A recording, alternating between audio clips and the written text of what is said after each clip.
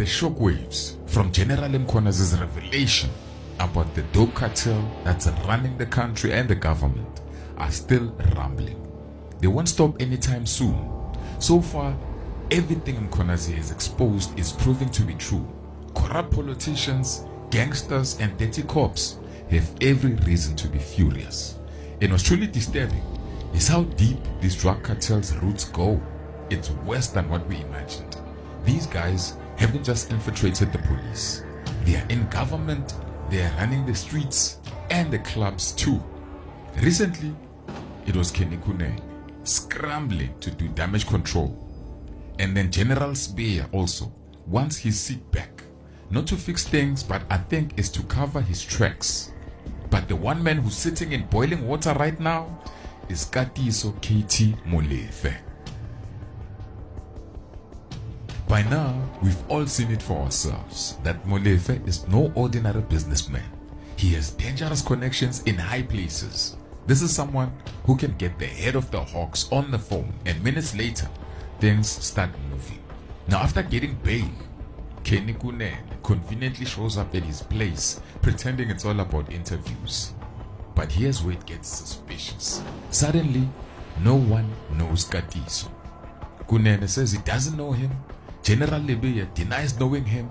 Even Malcolm X, the guy who allegedly called Lebeya on Katiso's behalf, says he's never heard or met the guy before.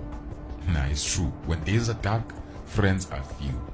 Now it's obvious that Katiso was cleaning up the cartel's mess, silencing people, tying up loose ends. But let's be honest, there's no way Katiso killed all of those people just for himself.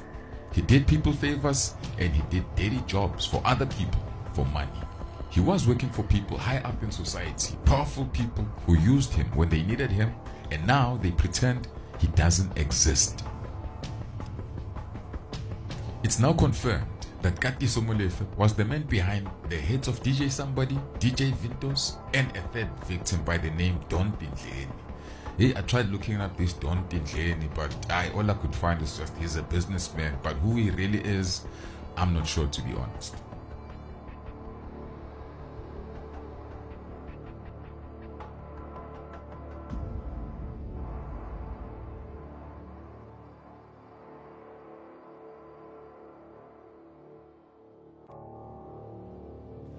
But just like DJ Somebody, Vintos was more than just a DJ. He was a well-known owner of a buzzing entertainment venue in Orlando East, Soweto. His spot was famous for events like Recovery Tuesdays, where top DJs would be headlining. But outside of Soweto, most people know Vintos for his hilarious TikTok videos that went viral. Now, after his murder, rumors began going around that there was a powerful kingpin in Johannesburg, eliminating anyone who crossed him. It's not clear if this kingpin was Ket Matlala or KT Molefe, or maybe even someone else entirely different. But one thing is clear, the hits were brutal. Each DJ was sprayed with more than 20 bullets. This was a message being sent to anyone who may think of double-crossing him. Now, speculations are spreading. People believe this same hit squad is behind a string of other unsolved DJ hits. Names like DJ City Lights was Pro Kid's younger brother and also owned a popular Soweto venue. Then Peter Mashata, another DJ from Pretoria.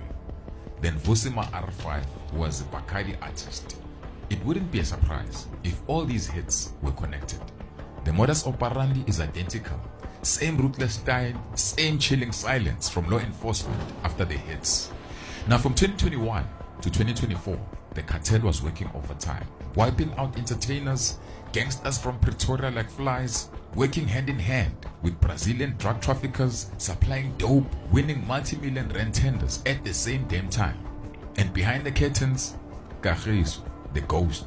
No public moves, no noise, just quiet power, pulling strings and collecting money. Until the KwaZulu-Natal Political Killings Task Force came to the party.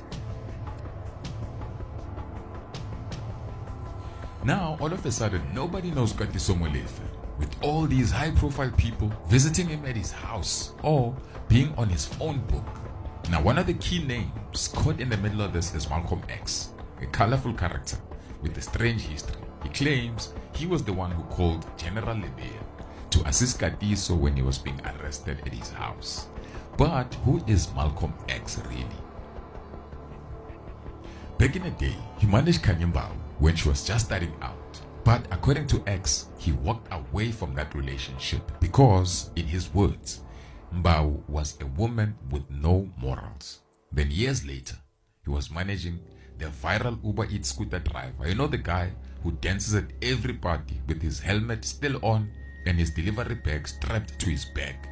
Yeah, that guy. Yeah, Malcolm X is his manager. I'm not sure if he's still managing him, but at some point he was managing that guy as well.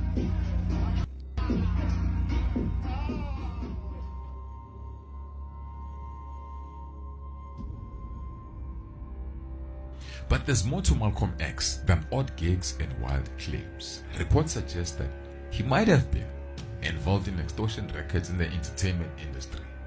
He was arrested, but as far as we know, never convicted. Is he an informant, like Lebeya was saying? I don't know, man, but what I can say is, for someone who's unknown, he has too many connections with people in power and also shady characters in the nightlife space. So it's possible he knows a lot of powerful people and people in the streets. Now, according to Malcolm X, he's been close friends with Kenny Kunene for over 20 years. He says they even co-owned clubs together in the past. And not only that, he claims to be tied with General Lebeya and other powerful people in government cycles. So if Malcolm X is that connected, why pretend Katiso is a stranger? Something doesn't add up here. There's one common thread tying all of this together. Malcolm X, a figure deeply rooted in the entertainment scene, he's known for owning nightclubs and rubbing shoulders with the elite. He's closely connected to Kenny Kunene, who's also made his name in the club world. And both men are linked to Katiso Molefe, the man now accused of executing a series of club owners in what appears to be a deadly fallout over dope deals gone wrong. All these people are tied to clubs, the venues known not just for music, but for being dope hotspots and money laundering machines. With connections this tight, it's hard not to question Kenny Kunene's role in the bigger picture. He resigned in a flash, almost like he was trying to dodge the spotlight, hoping the heat would move back to Katiso and his foot soldiers.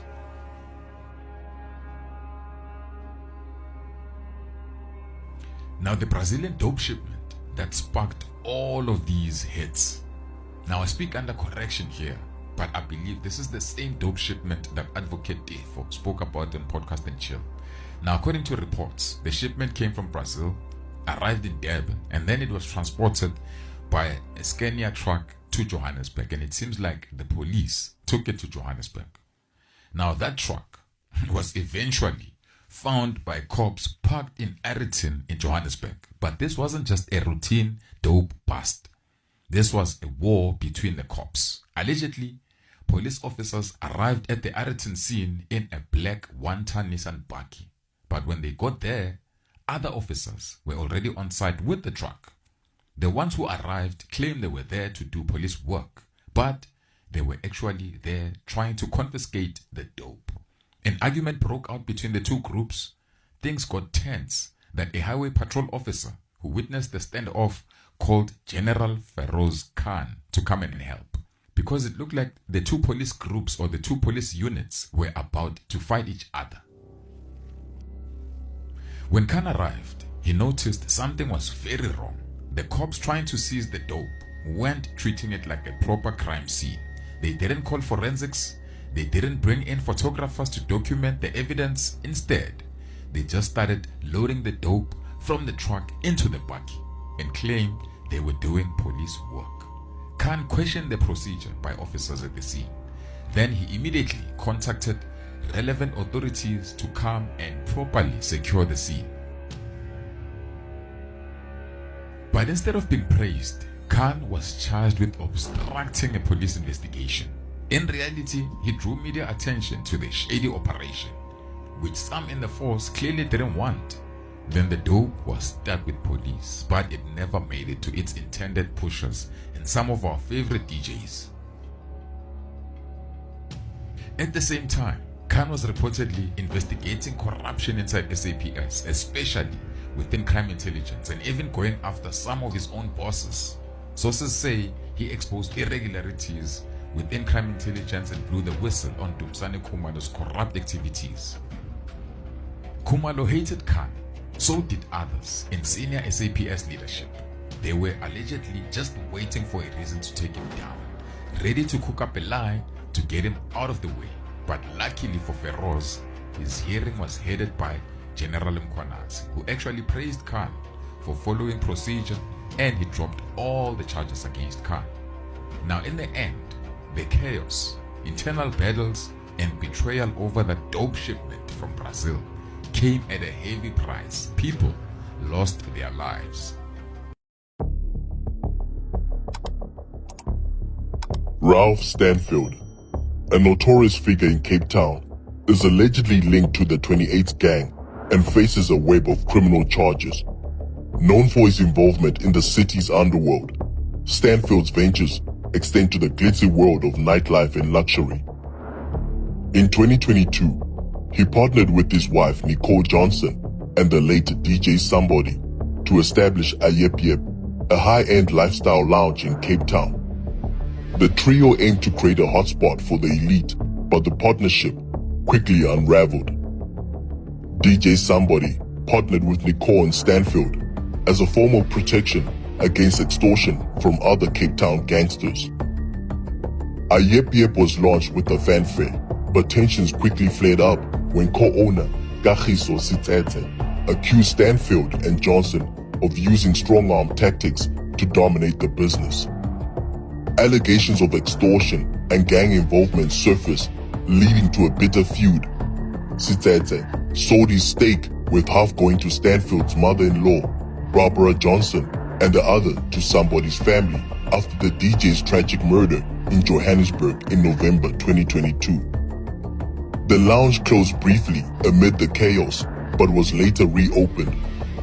Stanfield and Nicole were arrested in 2023, facing charges of murder, extortion, fraud, and money laundering, with authorities alleging their grip on Cape Town's nightlife was fueled by criminal enterprises. Now let's shift focus to Justin Tavares, an entrepreneur and CEO of the Daytona Group, South Africa's premium importer of luxury vehicles like Rolls-Royce, Aston Martin, McLaren, and other luxury vehicles. Since founding Daytona in 2005, Tavares has built a reputation for catering to the ultra-wealthy, with an 8,000 square meter showroom in Merrill's Arch, showcasing brands like Lotus and McLaren. A close friend of businessman Zaid Moti, Tavares is no stranger to high-profile circles.